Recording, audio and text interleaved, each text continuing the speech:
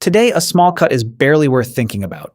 You rinse it under clean running water. Maybe you add a little antiseptic. You cover it with a clean bandage. And 5 minutes later, you forget it ever happened. But now remove the faucet. Remove the soap, antiseptic, and clean bandage. Remove antibiotics and tetanus vaccines. Remove every doctor and hospital on Earth. Then place that same cut inside the prehistoric world. A world filled with dirt, animal blood, insects, and sharp stone. A world where wounded hands could not simply stop working, because the group still needed food before sunset. The fire still needed wood before darkness arrived, and predators did not care that your palm was injured. Suddenly, the smallest opening in your skin becomes important. Not because the cut itself is especially dramatic, but because it creates a doorway into the body. A doorway for threats too small for anyone to see. An early human might wipe away the blood and continue working. The next morning, that hand might feel warm and swollen. 2 days later, he might be shaking beside the fire. 3 days later, he might no longer be able to stand. So how could a cut smaller than your fingernail become a death sentence? One early human strikes one stone against another. He is shaping a sharp edge for a new cutting tool. A useful stone edge must be thin enough to slice hide and meat, but that same edge can slice human skin just as easily. The stone slips while he adjusts his grip. A thin red line appears beneath his fingers. He pulls his hand back and studies the damage. There is pain, but the wound is not deep. No finger is missing, and no bone is broken. Compared with the dangers around him, it looks insignificant. So he presses the wound against his clothing. The rough hide absorbs some of the blood, but the hide is covered with dust from the ground. He picks up the stone and returns to work. The new cut bends and stretches with every movement. Dirt settles across the damp surface. Later, the same hand helps prepare a dead animal. Blood and tissue touch the opening in his skin. That evening, the cut begins pulsing with pain. He assumes the pain will disappear after a night of rest. But by morning, the skin surrounding it looks swollen. His group can see the injury, but not what entered it. To understand the danger, we first need to understand the skin. Human skin looks soft, flexible, and surprisingly ordinary. But it is one of the body's most important defenses. It keeps valuable moisture inside the body, and it keeps much of the outside world from entering. That outside world is filled with microscopic organisms. Some naturally live on our skin without causing trouble. Many are harmless under normal conditions, but broken skin changes the situation completely. A cut creates an opening through the body's outer wall. The body reacts to that opening almost immediately. Damaged blood vessels begin tightening around the injury. Platelets gather around the damaged area. They help create a temporary plug that slows the bleeding. A web of clotting material strengthens the repair. That is why most small cuts do not bleed forever. Soon, immune cells begin arriving at the damaged tissue. They remove debris and attack unwanted organisms. Blood flow around the area also increases. This produces warmth, tenderness, redness, and swelling. Those signs do not always mean that something has gone wrong. Some inflammation is a normal part of healing. New cells slowly begin covering the exposed surface. Strong fibers form beneath the newly repaired skin. Eventually, the area may become a small scar. Every early human carried this emergency repair system inside. The injured man has no idea that microorganisms exist. To him, the cut is simply painful and annoying. But beneath the surface, a competition has already begun. His immune system is trying to control every intruder. The intruders are trying to multiply faster than they disappear. Visible dirt is not automatically the greatest danger. The real danger is what that dirt may carry. Soil contains organisms capable of entering damaged tissue. Animal mouths can push organisms deep into bite wounds. Butchering can expose cuts to blood, tissue, and waste. A thorn can carry contamination below the skin. A puncture wound may look tiny from the outside, but the narrow wound may extend much deeper underneath. Dirt and damaged tissue can become trapped at the bottom. The body may struggle to clean such a hidden space. One serious danger associated with contaminated wounds is tetanus. The bacteria responsible can leave durable spores in soil. Those spores can survive in the environment for years. After entering damaged tissue, they may become active. The bacteria can release a toxin affecting the nervous system. Muscles may become stiff and painfully rigid. Powerful spasms can interfere with movement and breathing. And contrary to the popular myth, rust does not cause tetanus. The disease comes from bacterial spores entering damaged skin. Early humans had no vaccine protecting them from the toxin, but tetanus was only one possible wound complication. Many kinds of bacteria could infect exposed tissue. Some remained close to the wound and caused local infection. Others could spread much farther through the body. Modern people can protect an injured hand by avoiding heavy work. Early humans rarely had that luxury. The group still needed water every day. Someone still needed to collect fuel for the fire. Food still had to be found, carried, and prepared. A wounded foot still had to cross rough ground. A wounded hand still had to grip tools. A wounded shoulder still had to carry supplies. Every movement could pull newly forming tissue apart. Reopening the wound destroyed part of the body's repair work. New bleeding meant rebuilding the protective barrier again. Even sleep happened near soil, ash, and insects. Animal hide clothing protected the body from cold and scratches. But it was not sterile medical gauze. Clean water was not always nearby. Available water might contain mud, waste, or parasites. During dry seasons, every mouthful became valuable. Washing a wound could compete with drinking that water. Food shortages created another problem for the healing body. Repairing tissue requires energy and biological materials. Hunger forces the body to divide limited resources.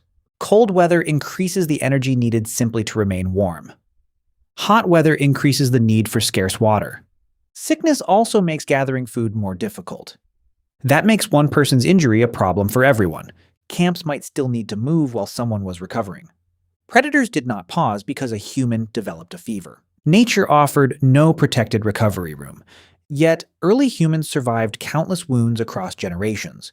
The swelling in his hand means his immune system has noticed trouble. Blood flow increases around the damaged area.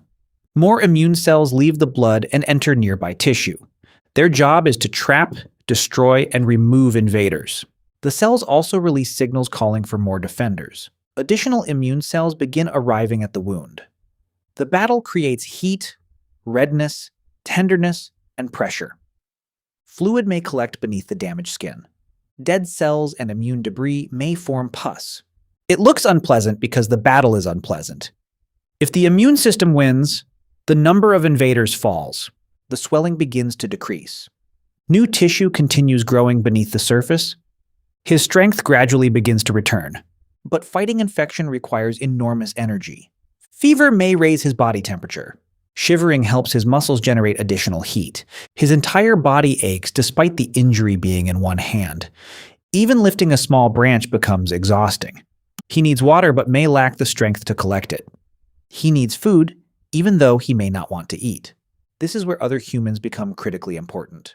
Someone can collect water while he remains beside the fire. Someone can gather food while his injured hand stays still. Someone can inspect changes he cannot easily see. Someone can prevent him from returning to work too soon. Cooperation gives his immune system something valuable. Time without constant movement, hunger, and exposure. For several days, the outcome remains uncertain. The wound may begin closing or continue spreading. If it spreads, the small cut becomes a whole-body emergency. Not every infected cut spreads through the body. Many infections remain local and eventually heal. But sometimes redness expands beyond the original injury. Pain and swelling grow stronger instead of improving. A pocket of infection may form beneath the surface. Pressure increases because the trapped material cannot escape. Nearby healthy tissue can become damaged. Organisms may also enter the bloodstream. The immune system now detects danger throughout the body. Instead of one hand, every major system becomes involved. The injured man's heart begins beating unusually fast. His breathing becomes quick even while he rests. His skin may feel hot, sweaty, cold, or clammy. His thoughts become confused and difficult to control. Familiar people may suddenly seem distant. His companions see him worsening without knowing why. Today, doctors call this dangerous condition sepsis. Sepsis is the body's extreme response to an infection. The response meant to protect him begins harming him. Blood pressure may fall dangerously low. Important organs may receive inadequate blood flow. The body can enter shock and begin shutting down. Modern treatment can support the body during this crisis. Early humans had no intravenous fluids. They had no antibiotics targeting bacterial infections. They had no laboratory identifying the exact threat. Their companions could provide care but not guaranteed control. Survival depended on the wound, the organism, and his health. Sometimes it also depended on biological luck. Early humans did not understand modern germ theory. But they could observe which actions helped injured people. Experience reveals patterns without explaining their cause. Pressing material against a cut could slow bleeding. Rinsing could remove visible dirt from the surface. Removing thorns or stone fragments eliminated trapped material. Covering the wound reduced repeated contact with soil. Rest prevented fragile new tissue from tearing apart. Warmth, food, and water supported the healing body. None of this required knowing the word bacteria. It required observation, memory, and teaching. Some groups may have experimented with leaves and plant mixtures. Certain substances may have helped in some circumstances. Others may have irritated damaged tissue. Archaeology rarely reveals exactly what touched prehistoric wounds. Skin, leaves, hides, and soft materials usually disappear. Bones preserve only part of prehistoric medical history. But one discovery from Borneo revealed remarkable medical skill. Archaeologists found a person buried about 31,000 years ago. The lower part of one leg had been deliberately removed. The person survived the operation for several more years. Someone controlled the bleeding and protected the enormous wound. Someone continued providing food, water, and protection afterward. Another clue comes from an injured Neanderthal called Shanidar I. He survived several serious injuries during his lifetime. One arm was severely weakened, and walking was likely difficult. A fracture in his foot had completely healed. Despite these limitations, he survived into older age. He probably required long-term support from other people. They may have shared food he could not gather alone. They may have slowed down when he could not keep pace. They may have protected him when he could not escape quickly. Prehistoric treatment was not only something placed on a wound. Treatment could mean carrying another person's daily burden. It could mean staying awake while that person slept. It could mean sharing food without expecting immediate repayment. It could mean refusing to leave an injured person behind. Sometimes the most important medicine was another human being. After several uncertain days, the injured man's fever begins falling. The swelling slowly retreats toward the original cut. His appetite returns, and he drinks without assistance. Fresh skin finally closes the exposed surface. Eventually, only a narrow scar remains. He survived through immunity, knowledge, cooperation, and luck. Another person with the same wound might not have survived. Today, clean water and bandages make this danger feel distant. Vaccines protect us from threats our ancestors could not name. Antibiotics can treat many bacterial infections after they develop, but our first protection was always the human body itself, and our second protection was other humans choosing to help. Thousands of generations survived by learning how to keep one another alive.